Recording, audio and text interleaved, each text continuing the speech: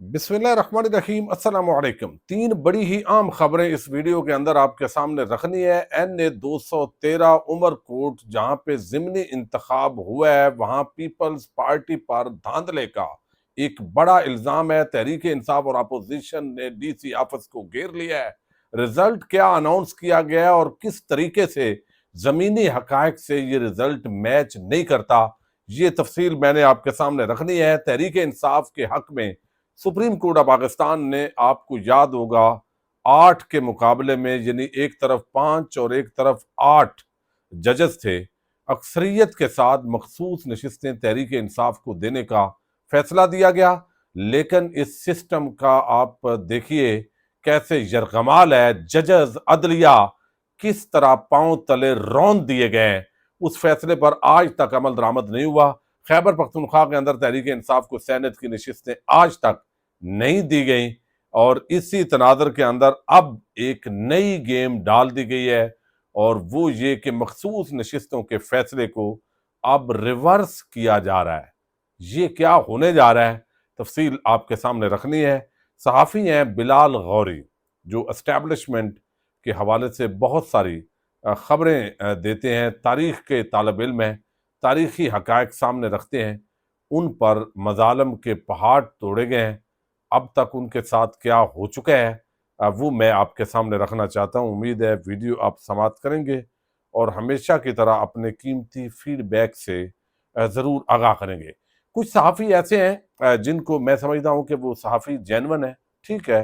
इमरान खान के हवाले से चूँकि एस्टैब्लिशमेंट और इमरान खान एक पेज पर रहे हैं, तो उनको वो अच्छा नहीं समझते, लेकिन नून लीग पीपल्स पार्टी उनका भी जो है वो अच्छा नहीं समझते। और अब एस्टैब्लिशमेंट के एंटी उनका एक नैरेटिव है, उसमें अहमद नूरानी हैं, कुछ और चीदा चीदा सहाफ़ी हैं, शहद असलम है, बाकी चलें राइट और लेफ्ट, बहुत सारे दोस्त होते हैं।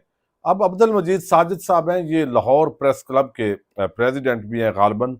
इन्होंने ये ट्वीट किया है और पिछले कुछ अरसे से नज़र आ रहा है कि बिलाल गौरी जो है, उन्होंने यूट्यूब चैनल भी एक छोड़ दिया था और उसके ऊपर उन्होंने बताया था कि किस तरह की मुश्किलात हैं। ये रोजनामा जंग के अंदर कालम भी लिखते हैं।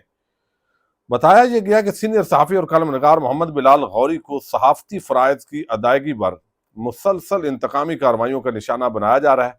पहले FIA साइबर क्राइम विंग की तरफ से बेबुनियाद किस्म के नोटिस जारी किए गए, फिर FBR के जरिए हरासा किया गया और इनके बंद अकाउंट में मौजूद रकम गैर कानूनी तौर पर निकाल ली गई। और अब FIA की तरफ से न सिर्फ बिलाल गौरी के ज़ाती बैंक अकाउंट्स को ब्लॉक कर दिया गया है, बल्कि उनके अहल खाना के शनाख्ती कार्ड्स को ब्लैक लिस्ट करके मुआशी नातका बंदी कर दी गई है।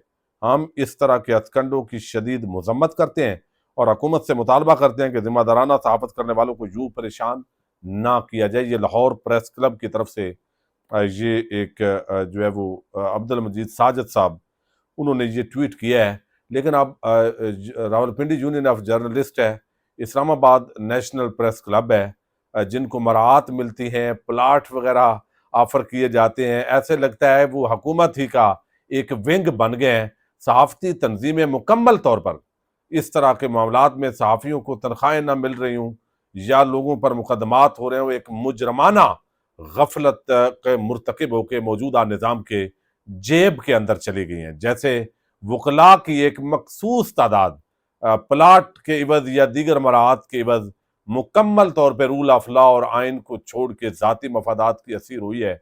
इसी तरीके से ये भी मैं समझता हूँ ये काबिल मुज़म्मत अमल है। इस तरह कुछ और सहाफ़ी दोस्त जो हैं, जो पसंद नहीं होते, जो एस्टैब्लिशमेंट के ख़िलाफ़ थोड़ा नैरेटिव रखते हैं, उनके साथ भी इस तरह के मामलात जो है उनकी शिकायत हो रही हैं। अब एक बड़ी गेम है, वो मैं आपके सामने NA 213 की खबर से पहले रख दूं, और वो ये कि आपको इल्म है कि मखसूस नशिस्तों का एक फैसला दिया गया। चीफ जस्टिस उस वक्त के जो थे काजी फायज ईसा, उनकी सरबराही में 13 रुकनी फुल कोर्ट ने एक फैसला दिया। उस फुल कोर्ट के अंदर 8 जजेस, चूंकि एक जज जो है वो बीमार थी उन दिनों, 2 रिजाइन कर चुके थे, फारग हो चुके थे, जस्टिस मज़हर अकबर नकवी और जस्टिस एजाज उल एहसन। तो पीछे जो तादाद 2 एडहाक थे, तो वो बैठ नहीं सकते थे। تو 13 رکنی جو بینچ ہے یعنی فل کورٹ، اس نے یہ فیصلہ دیا 8-5 سے۔ قاضی فائد عیسیٰ کو بڑی انسلٹ فیل کرنی پڑی کہ یہ مخصوص نشستیں تحریک انصاف کی بنتی ہیں، ان کے لیے ماحول ایسا بنا دیا گیا تھا الیکشن سے پہلے، لہذا وہ نشستیں ان کو دی جائیں۔ یہ فیصلہ آیا، لیکن اس کے بعد قاضی فائد عیسیٰ جیسا گھٹیا غلیظ مکروہ کردار جو کہ سپریم کورٹ آف پاکستان پر براجمان تھا، اس کے ہوتے ہوئے یہ کام نہیں ہوا اور خاموشی چھائی رہی۔ پی ٹی آئی نے بھی اس طریقے سے کوئی خاص اس کے اندر ایکٹیویٹی نہیں دکھائی، دکھاتے بھی تو جو فیصلہ ہو چکا ہوتا ہے وہی ہوتا ہے، اور پی ٹی آئی کے بیچاروں کے لیے محاذ بھی 150-200 کھلا ہوا ہے، اب ان کو سمجھ بھی نہیں آتی، یہ چیزیں بھی جینون ہیں۔ اچھا، اب اس کے اندر جو ہے وہ فیصلے پہ عمل درآمد نہیں ہوا۔ اب جیسے یحییٰ فریدی آ گئے، اس دوران انہوں نے سہولت کاری کی، اور پھر جو ہے وہ 26ویں آئینی ترمیم آ گئی قاضی فائد عیسیٰ کے ہوتے ہوئے، اور اس کے ذریعے یحییٰ فریدی اس کے بینیفیشری بن کے، اور پھر ایک آئینی بینچ بنا دیا گیا۔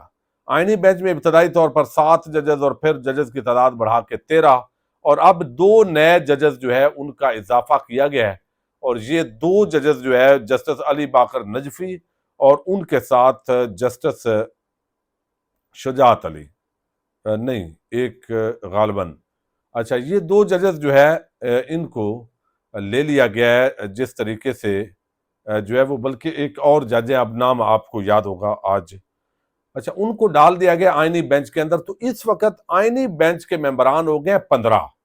اب جو پلان ہے، آج بیرسٹر عقیل ملک جو ہے وہ نون لیگ کے، انہوں نے یہ کہا بھی کہ اب یہ مقدمہ ٹیک اپ ہونا چاہیے، تو ججز کی مجال ہی نہیں ہے۔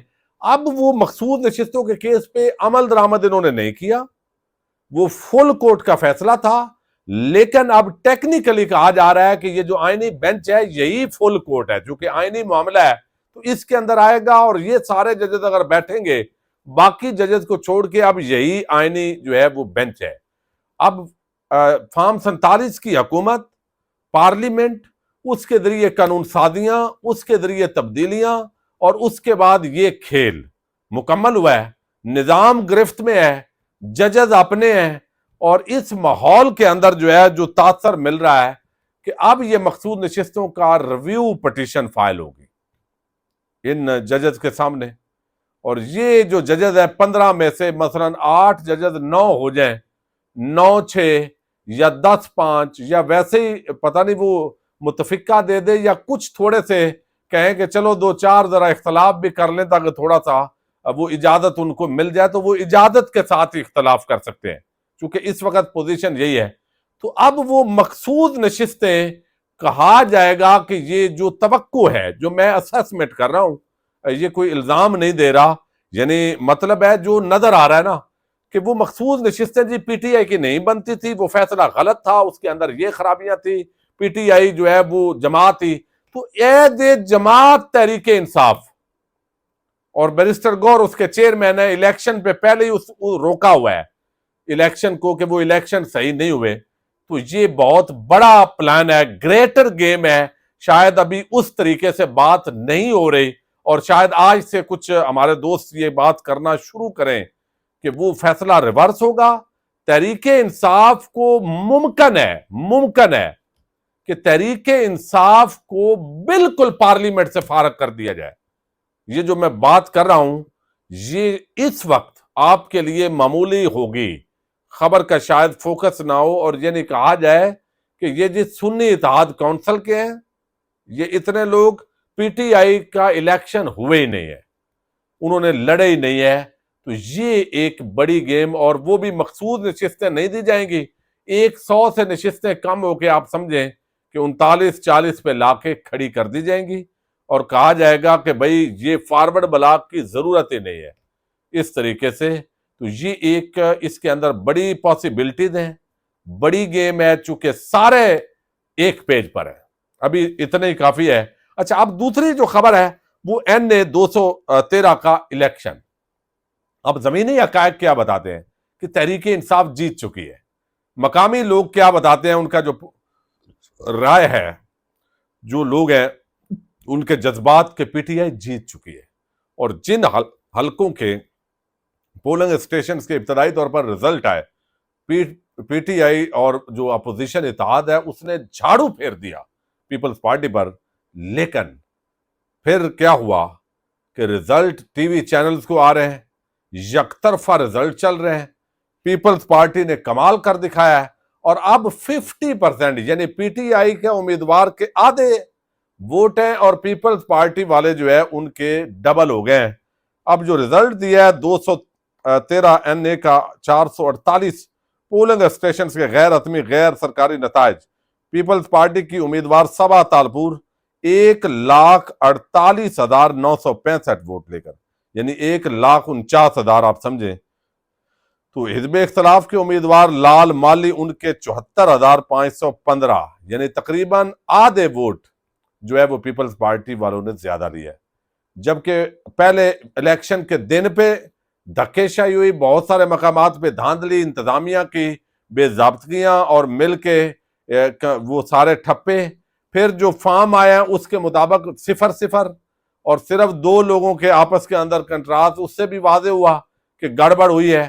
اور پھر اب ڈی سی آفس کا گھیراؤ کیا گیا ہے, وہاں پہ بڑی تعداد کے اندر لوگ بیٹھے ہوئے ہیں. فارم 47 تو بھائی بات کی بات ہے, فارم 45 جو ہے وہی نہیں دیے گئے جو امیدوار ہیں ان کے بقول, اور جو پی ٹی آئی کے وہاں اپوزیشن الائنس کے جو لوگ ہیں ان کے مطابق یہ بڑا جھرلو پھیرا گیا ہے, کانپیں ٹانگ گئی ہیں.